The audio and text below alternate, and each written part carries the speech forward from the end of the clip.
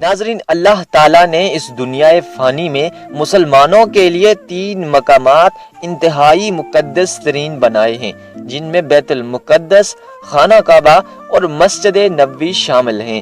آج کی ویڈیو میں ہم بات کریں گے کہ مسجد اقصی کی اسلام میں کیا فضیلت ہے اور اس کا کیا مقام و مرتبہ ہے۔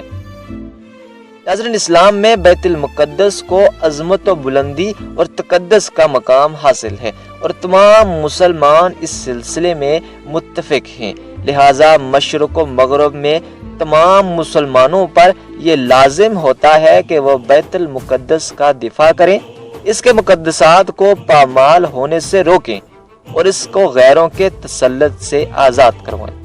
ناظرین، اسلام نے بیت المقدس کو انتہائی اہمیت دی گئی۔ آئیے جانتے ہیں قرآن اور حدیث کی روشنی میں کہ اسلام میں بیت المقدس کو کیا عظمت و بلندی حاصل ہے۔ نمبر 1، مسلمانوں کا قبلہ اولا۔ ناظرین، مسجد اقصی کو مسلمانوں کے لیے پہلا قبلہ ہونے کی حیثیت حاصل ہے۔ بعث نبوی کے 10ویں سال اسراء و معراج کے موقع پر نماز کی فرضیت کے بعد سے لے کر تحویل کعبہ کے حکم تک مسلمان بیت المقدس کی جانب نماز پڑھتے رہے۔ مدینہ منورہ کی جانب ہجرت کے بعد 16 یا 17 ماہ تک مسجد اقصی کی جانب ہی رخ کرتے رہے، یہاں تک کہ اللہ تعالیٰ کی طرف سے قرآن مجید فرقان حمید میں سورہ بقرہ کی آیت نمبر 150 کا نزول ہوا، جس کے بعد خانہ کعبہ اور بلد حرام کو مسلمانوں کا قبلہ متعین کیا گیا۔ بیت المقدس میں آج بھی وہ تاریخی مسجد القبلتین موجود ہے، جس میں مسلمانوں نے ایک ہی نماز بیت المقدس اور خانہ کعبہ کی جانب ادا کی۔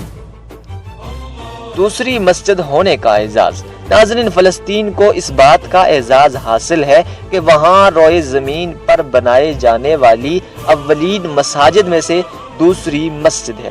صحیح بخاری کی ایک حدیث میں حضرت ابو ذر غفاری رضی اللہ تعالیٰ عنہ سے مروی ہے کہ اللہ کے رسول صلی اللہ علیہ وسلم فرماتے ہیں، میں نے اللہ کے رسول صلی اللہ علیہ وسلم سے دریافت کیا، اے اللہ کے رسول، زمین پر سب سے پہلی کون سی مسجد بنائی گئی؟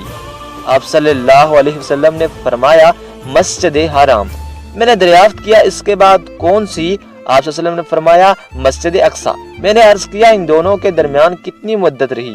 آپ صلی اللہ علیہ وسلم نے فرمایا، 40 دن۔ یعنی اسلام میں مسجد اقصی کو دوسری مسجد ہونے کا اعزاز حاصل ہے۔ اسراء و معراج کی سرزمین۔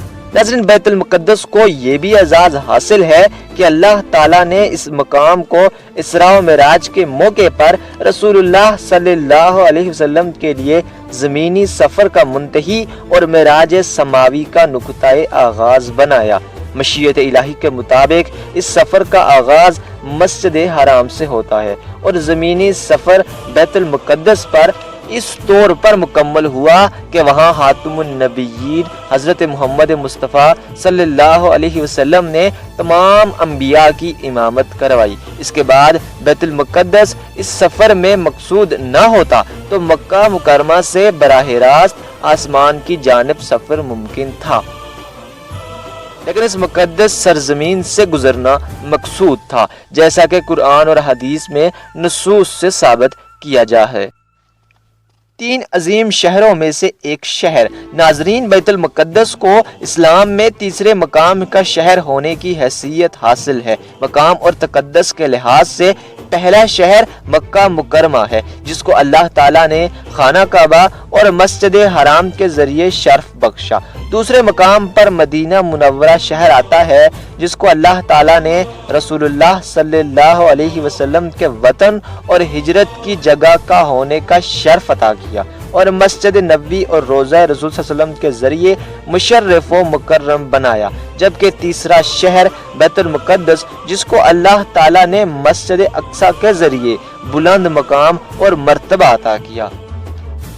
حضرت ابو ہریرہ اور حضرت ابو سعید خضری رضی اللہ تعالیٰ عنہ سے صحیح روایت معقول ہے کہ رسول اللہ صلی اللہ علیہ وسلم نے ارشاد فرمایا، صرف 3 مساجد کی جانب شدر حال کیا جا سکتا ہے، مسجد حرام، مسجد نبوی اور مسجد اقصی۔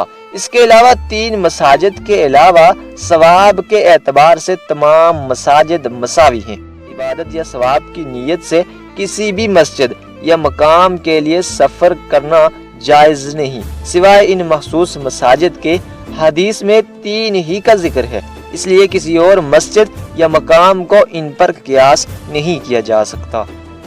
لہٰذا اسلام نے جب مسجد اقصی کو تیسری عظیم مسجد قرار دیا تو ساتھ ہی مکہ مکرمہ اور مدینہ منورہ کے ساتھ ایک تیسرے عظیم شہر کو بھی مربوط کر دیا، تاکہ واضح ہو جائے کہ اسلام تکمیل و تعمیر چاہتا ہے، اس لیے کہ بیت المقدس انبیاء کی سرزمین ہے اور مسلمان اللہ کے رسولوں اور انبیاء کے سب سے زیادہ حقدار ہیں۔ رسول اللہ صلی اللہ علیہ وسلم نے یہود مدینہ سے فرمایا، تمہارے مقابلے میں ہم موسیٰ کے زیادہ حقدار ہیں۔